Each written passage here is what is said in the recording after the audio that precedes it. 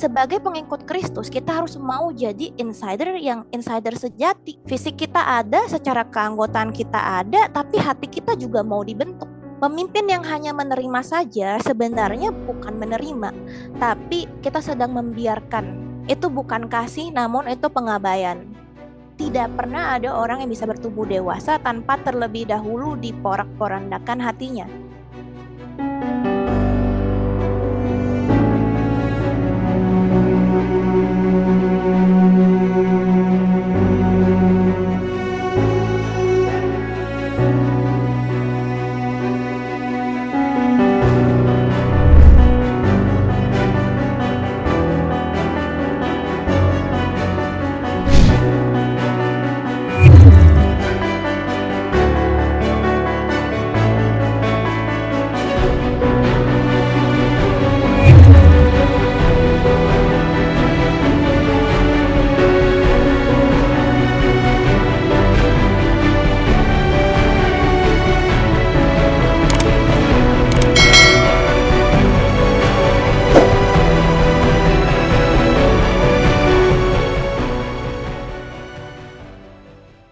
Iya, jadi ini tema yang saya dapat yaitu Encounter the Insider Outsider. Saya mau berbagi dulu topik yang pertama yang saya dapat. Jadi dari pasal yang saya baca ini, saya mendapatkan bahwa Paulus punya kepekaan yang membuat dia tetap bisa tajam untuk mengarahkan orang-orang yang dia pimpin untuk berjalan dalam kebenaran firman Tuhan. Nah, saya mau berbagi kepekaan yang saya lihat dari Paulus di dua pasal berikut ini. Saya berharap kita semua mau berlatih juga untuk mengembangkan kepekaan ini supaya kita bisa memimpin lebih baik lagi. Kepekaan pertama yang saya lihat ada di Paulus adalah kepekaan rohani. Pemimpin ilahi dimanapun dia berada, bukan hanya pemimpin di gereja, sebenarnya harus tahu tugas kita adalah untuk mengenali masalah spiritualitas orang yang dipimpinnya. Jadi jangan cuma memandorkan, jangan cuma untuk absen, tugas kamu udah selesai belum? Jangan cuma kasih ini, kasih kasih tugas A B C D gitu. Jangan cuma kasih checklist, jangan cuma kasih informasi, jangan cuma khotbah. Tapi tugas kita adalah mengenali masalah spiritualitas orang tersebut, dimanapun kita berada. Bagaimana figur Bapak yang ia ketahui? Apakah ada dosa yang masih dia gumuli? Atau kepercayaan apa yang salah yang ia Nah, itu untuk yang pertama. Kepekaan yang kedua adalah kepekaan lingkungan. Jadi, seorang pemimpin itu harus sadar ada kekuatan yang besar dari pengaruh. Makanya itu Paulus itu memisahkan jangan sampai ini anak-anaknya ini makan dengan orang-orang yang keras hati dan tidak mau belajar. Karena di dalam meja makan itu terjadi pertukaran nilai. Dari yang tadinya mungkin kita merasa kita kuat, tapi kalau kita semakin bergaul sama orang itu, kita makin lama semakin belok, dan makin lama makin tidak ada di jalan yang benar. Jadi kita harus sadar benar kekuatan dari pengaruh itu, kekuatan dari influence itu sangat besar. Jadi pemimpin harus memperhatikan ada lingkungan seperti apa orang-orang kita pimpin. Mereka ada di lingkungan seperti apa, teman-teman mereka seperti apa, inner circle mereka seperti apa. Itu. Dan kita juga harus create lingkungan di tempat mereka berada itu yang sehat, yang sesuai dengan kebenaran. Jadi itu yang nomor kedua. Nomor ketiga, kepekaannya adalah kepekaan akan titik buta. Teman-teman dan Bapak Ibu semuanya, kita punya tugas itu bukan cuma kayak tadi, cuma checklist doang, tapi kita punya kepekaan untuk bisa terus membawa orang yang kita pimpin mengalami perubahan hidup secara berkelanjutan. Jadi bukan cuma misalnya kalau di gereja mereka sudah terima Yesus, udah selesai gitu. Tapi kita punya tugas supaya mereka cara pikir yang lama terus diubahkan gitu. Ada mungkin kebiasaan-kebiasaan lama yang kita mau cut, yang kita mau mereka untuk bisa bertumbuh gitu. Jadi kita punya tugas untuk berani counter blind spot mereka itu apa, untuk menegur mereka, untuk encourage mereka, untuk bisa menasehati mereka. Kita punya fungsi untuk challenge mereka, yuk kamu bertumbuh lebih lagi yuk, biar nggak di sini terus. Ini mungkin benar di hidup lama kamu, tapi di hidup baru kamu ini harus semakin diubahkan. Dan yang terakhir adalah kepekaan akan fokus dan boundaries.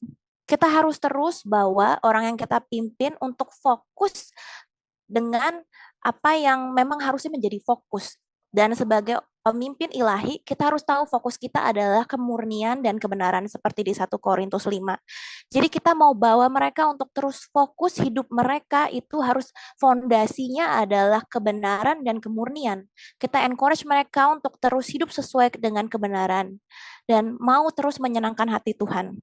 Kita juga harus punya batasan yang jelas. Kalau di Korintus 5 ini dijelaskan bahwa memang sebagai pemimpin kita harus fokus untuk mendidik orang yang kita pimpin aja. Kita nggak sibuk menghakimi orang-orang di luar komunitas kita. Gitu.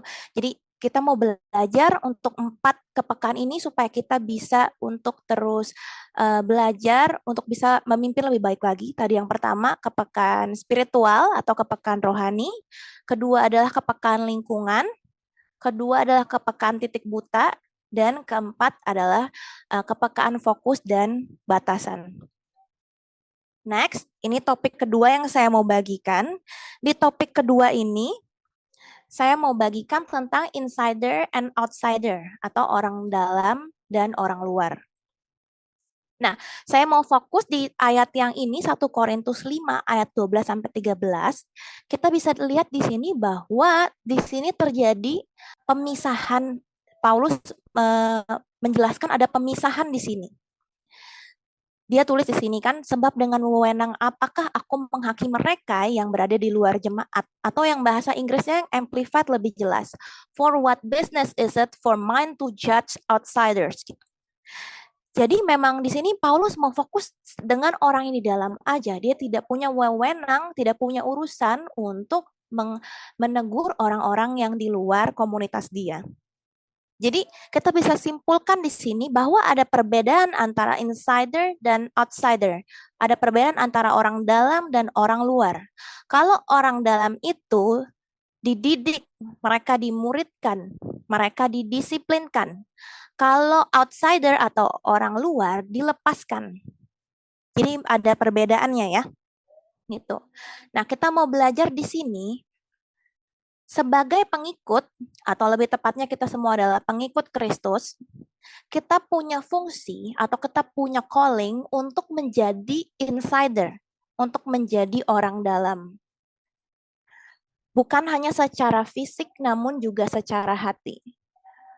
Maksudnya adalah begini, jadi kalau kita jadi orang dalam, itu bukan cuma keanggotaan kita aja, bukan karena kita part of community secara fisik kita hadir, kita di checklist namanya ada, tapi secara hati kita outsider, meaning adalah kita tuh nggak mau dididik, kita denial setiap kali kita mau dididik, mau dimuridkan, kita selalu nggak mau gitu, kita nggak mau dengar-dengaran.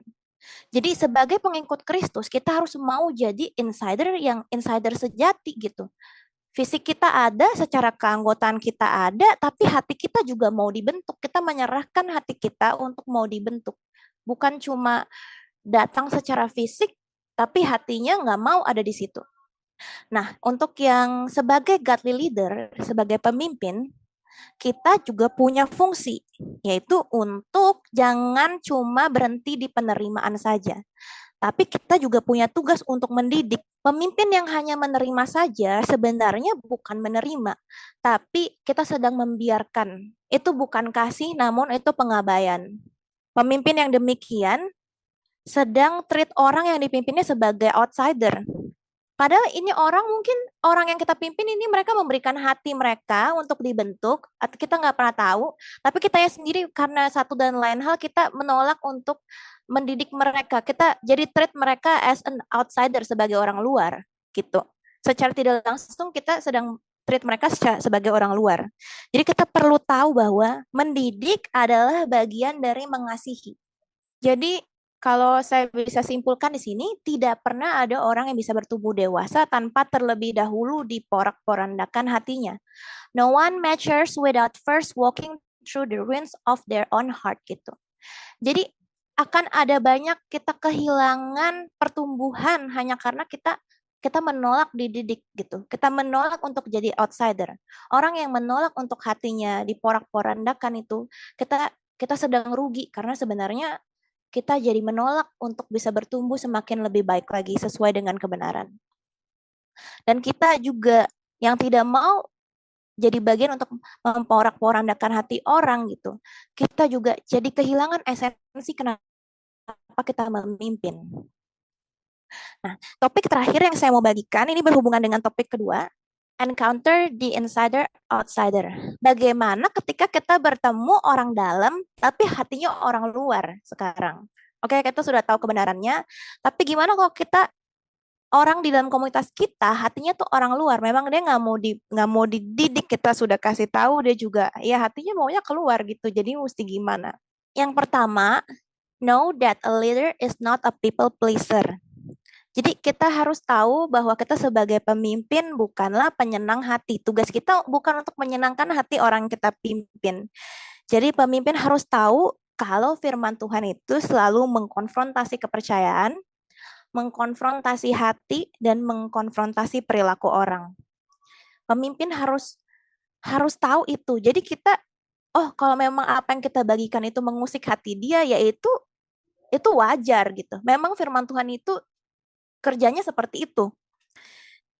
Jadi kita harus punya clarity, kita tetap tegas dalam kebenaran, kita nggak boleh goyah sama apa yang benar. Kalau itu adalah yang benar, ya itu yang benar gitu. Kita nggak jangan, oh gara-gara dia nggak suka kita berubah deh. Tidak bisa gitu. Kalau memang itu kebenaran firman Tuhan, kita nggak boleh goyah. Sebab tindakan pemimpin merepresentasikan kejelasan dari nilai-nilai yang dipegangnya, yaitu kebenaran firman Tuhan. Kalau misalnya kita gampang diombang-ambing cuma karena mau menyenangkan orang, kalau begitu apa bedanya kita sama dunia? Dunia juga dibawa ke kanan oke, ke kiri oke, tapi kita punya perbedaan.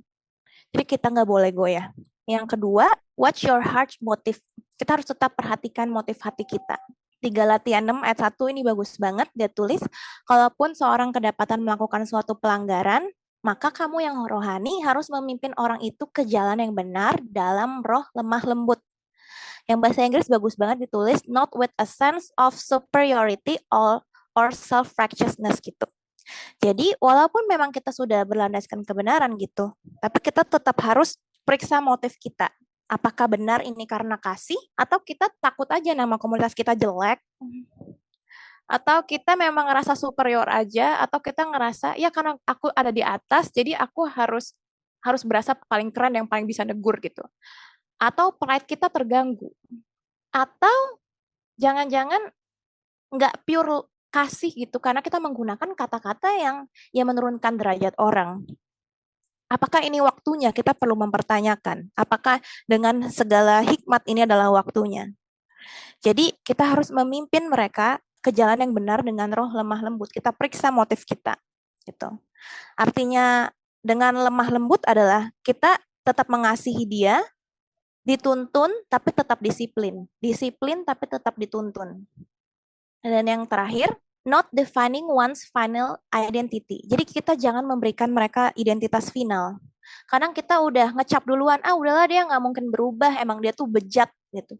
Emang dia tuh jahat gitu, emang dia tuh brengsek. Kita tidak bisa seperti itu. Kasih ruang dia anugerah untuk bertumbuh gitu. Kasih ruang anugerah untuk dia bertumbuh. Kasih ruang kesalahan. Atau kita semua di dunia sebenarnya pun bisa salah gitu. Tapi kita mau ingat bahwa Tuhan Yesus sudah mati di kayu salib untuk kita semua dan Tuhan Yesus yang bilang it is finished. It is finished artinya memang kita semua sudah ditebus gitu. Jadi tidak ada identitas final yang dunia berikan itu dari dunia bukan, tapi dari Tuhan Yesus. Jadi kita harus membiasakan gaya hidup rekonsiliasi. Pemimpin harus tahu anugerah itu lebih besar daripada dosa. Sebejat apapun orang, tangan Tuhan bisa menggapai siapapun sehingga mereka bisa diubahkan. Nah, selanjutnya, apakah kamu pernah melihat ada pemimpin yang memberikan disiplin tapi tetap membimbing dan mengarahkan dengan kasih? Jadi disiplin tapi tetap dibimbing dan diarahkan dengan kasih. Atau justru kamu pernah merasa sendiri tapi tetap dibimbing dan diarahkan dengan kasih. Ya, aku berharap sih teman-teman semuanya bisa saling menginspirasi kalau memang kita pernah melihat leader yang seperti ini, seperti apa rasanya anugerah dan kasih itu, dan kalau memang belum, juga nggak apa-apa nanti sharing aja kalau memang belum, sehingga menginspirasi kita untuk kita bisa menjadi leader seperti ini.